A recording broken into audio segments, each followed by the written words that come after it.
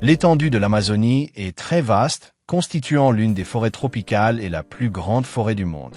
Pour vous donner une idée, elle parvient à couvrir et atteindre de multiples pays d'Amérique du Sud, depuis le Brésil qui est le plus connu, en passant par le Suriname, la Guyana, le Venezuela, la Bolivie, l'Équateur, la Colombie et le Pérou. Ce que peu savent, ou du moins en dehors de la région, c'est qu'une grande partie du Pérou est recouverte par cette immense et belle forêt.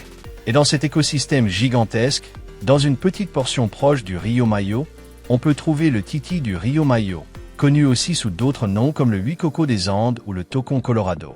Ce singe du Nouveau Monde habite la région nord du département de San Martin, à des altitudes de 750 à 950 mètres au-dessus du niveau de la mer, évoluant parmi les arbres des forêts tropicales, particulièrement dans la région où se trouve la cordillère des Andes, dans la portion correspondant au Pérou. On les considère comme des singes du Nouveau Monde en raison de la caractéristique phénotypique de leur nez aplati qui dépasse moins de leur face comparée aux simiens d'Afrique, d'Asie et d'Océanie, et de leurs narines latérales. De plus, une grande partie de leurs représentants possèdent des queues préhensile. Ils présentent un pelage abondant de couleur brun roussâtre sur la majeure partie de leur corps, tandis qu'autour des yeux et sur les pommettes, leur poil est blanc. De caractère discret, ce sont des singes qui mesurent de 30 à 40 cm de long sans prendre en compte la queue, laquelle peut être plus longue que leur corps, mesurant jusqu'à 50 cm, et poilue et non préhensile. Leur tête est petite et arrondie, et ils présentent des pouces opposables sur les membres antérieurs. Les mâles présentent une bande frontale blanche qui se prolonge sur la tête, formant une sorte de triangle, tandis que chez les femelles, elle est visible et plus claire. Ces titis sont arboricoles, passant une grande partie de leur vie dans les arbres, à des hauteurs de 6 à 7 mètres, utilisant la majeure partie de leur quotidien pour des activités comme se reposer et dormir dans le feuillage, suivi par se déplacer à la recherche de nourriture et manger.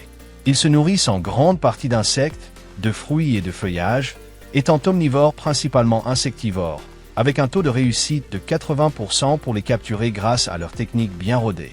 Le titi du Rio Mayo, comme la grande majorité des titis, est monogame, vivant en petits groupes familiaux constitués de la mère, du père et de certains des jeunes qui n'ont pas l'âge suffisant pour former leur propre groupe, sur un territoire dont l'étendue peut être partagée avec d'autres congénères, socialisant en partie avec eux, mais principalement avec leur propre famille.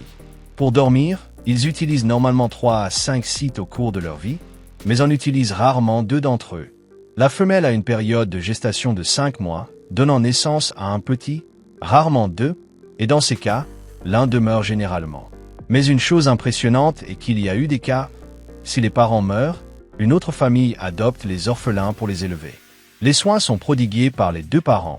Le père porte les petits lors des déplacements, tandis que la mère les nourrit, une lactation qui dure 5 autres mois, atteignant la maturité sexuelle à 2 ans, âge auquel ils se débrouilleront seuls et chercheront un partenaire pour vivre avec lui toute leur vie. Ce sont des singes qui peuvent vivre jusqu'à 12 ans en vie sauvage et jusqu'à 25 ans en captivité. Ce primate qui habite le Pérou est en danger d'extinction, classé en danger critique, inclus parmi les 25 primates les plus menacés et celui présentant le plus grand risque dans son pays endémique. Ceci est dû à la déforestation et à la fragmentation de la forêt, réduisant son espace, la disponibilité de mobilité, de nourriture et de protection, le laissant à la merci des prédateurs en risquant de traverser le sol en marchant, en plus du trafic de cet animal comme animal de compagnie, où l'on tue souvent les parents pour obtenir les petits. Ainsi, certaines actions pouvant inverser ce processus sont la recherche et la transformation des forêts pour y cultiver tout en maintenant ses arbres et en reboisant son étendue, l'abattage d'arbres où l'on promeut la plantation d'autres arbres pour compenser la coupe, l'élevage de ce primate par les populations locales, et la promotion du tourisme pour générer des revenus pour les personnes, ainsi que l'élevage en captivité par les zoos pour leur réintégration dans leur environnement. Ils remplissent différentes fonctions dans leur écosystème, comme la distribution de graines et le contrôle des populations d'insectes. Un primate curieux, qui vit dans un grand pays d'Amérique, apportant une variété biologique à la plus grande forêt du monde. Espérons que les Péruviens s'intéressent davantage à lui. Voilà le titi du Rio Mayo. J'espère que cette vidéo vous a plu. Si c'est le cas, mettez un like et partagez-la pour faire connaître cette chaîne à plus de gens. Je vous laisse mes réseaux sociaux pour rester en contact, et c'est aussi par ce biais que je ferai les annonces pertinentes concernant la chaîne. Si vous êtes nouveau, je vous invite à vous abonner et n'oubliez pas de laisser un commentaire ou une question qui vous serait venue. Merci beaucoup d'avoir regardé cette vidéo. À bientôt.